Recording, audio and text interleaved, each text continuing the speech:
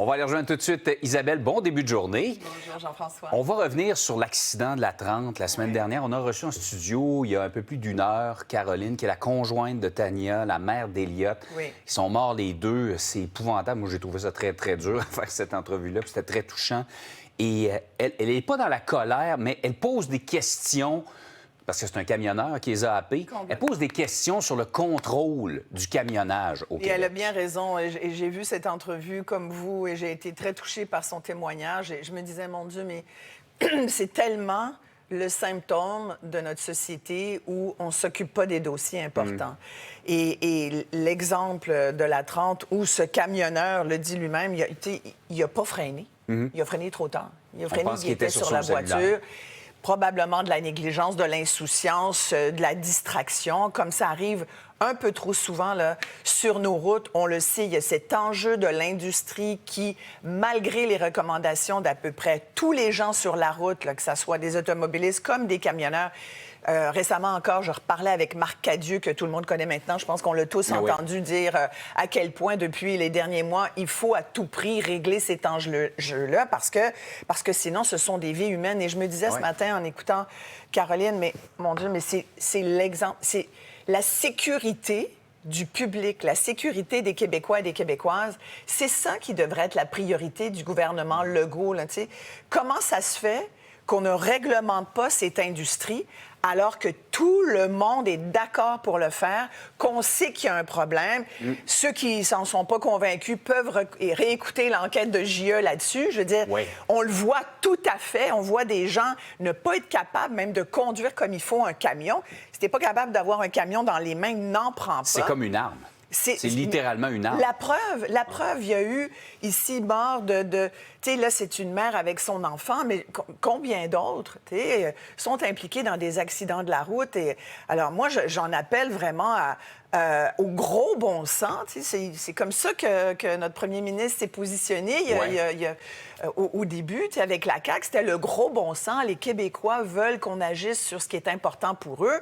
Là, on nous dit, bien, la priorité, ça va être de la bureaucratie, d'aller contre la bureaucratie. Ça, c'est la nouvelle Ça, c'est sa grande là. priorité numéro un. Moi, j'ai envie de dire... D'ailleurs, il promettait ça lors de son premier mandat, puis il y a plus de bureaucratie qu'avant. J'ai envie de dire, un petit peu trop tard pour faire ce que tu avais dit que tu allais faire il y a 7 ans. C'est pas mauvais, la bureaucratie, mais en même temps, comment tu peux dire ça? Et je revérifie encore les chiffres aujourd'hui.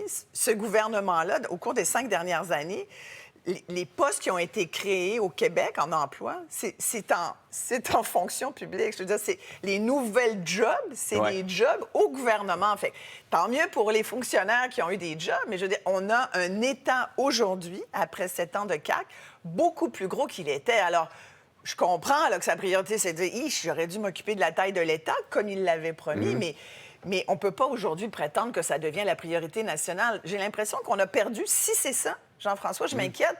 J'ai l'impression qu'on a perdu le sens des priorités. Je veux dire, je te parlais cette semaine, d'ailleurs, du sondage de Jean-Marc Léger qui est allé dire à Mark Carney, bien, la priorité des Canadiens et beaucoup de Québécois qui vous ont élus... C'est plus Trump. C'est plus Trump et ses tarifs, c'est le coût de la vie. Exact. Mais c'est ça la priorité pour M. Legault aussi. C'est le logement. Je le martèle, mais parce qu'on dirait qu'ils ne comprennent pas. Comment se fait que toi puis moi, on le sait, puis les gens le savent, mais qu'on dirait que ceux qui décident voient pas ça. Moi, ça me fascine. Alors, j'espère qu'on va aussi s'attaquer au coût de la vie au Québec. Je pense que, il reste peu de temps, là, puis on aurait envie de dire les carottes sont cuites pour ce gouvernement. Peu de temps et tant de choses à faire. Et tant de choses à faire. Je voyais hier la petite terre à Maisonneuve-Rosemont. Ça fait 25 ans. Je connais bien ce dossier-là. J'ai plusieurs amis qui sont médecins là. Et je connais... j'ai parlé au comité de patients plusieurs fois. Ça fait 25 ans, je vous le dis, les amis, qu'on parle de ce projet-là. 25 ans, Jean-François. À l'époque, construire un hôpital, ça coûtait 1 milliard. Là, c'est rendu que ça va être 5 milliards. Les coûts bon, 5 milliards, on part de là, OK? Exact. Qui dit que ça va pas coûter 6 puis 7 milliards ou 8 quand il va être... Ou je ne sais pas trop, peut-être le double, sait-on jamais. Exact. Mais je veux dire, c'est le prix d'un pont, là. C'est incroyable. Alors, tu vas me dire, oui, c'est un hôpital, puis c'est très technologique, il y a beaucoup d'appareils, il y a beaucoup de choses à faire. Là, il commence avec le stationnement.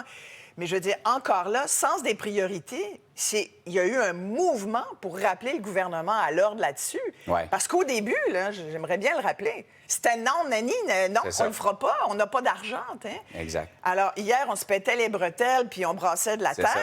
mais ça a Ça passé arrive bien proche tard. qu'on ne l'aille pas.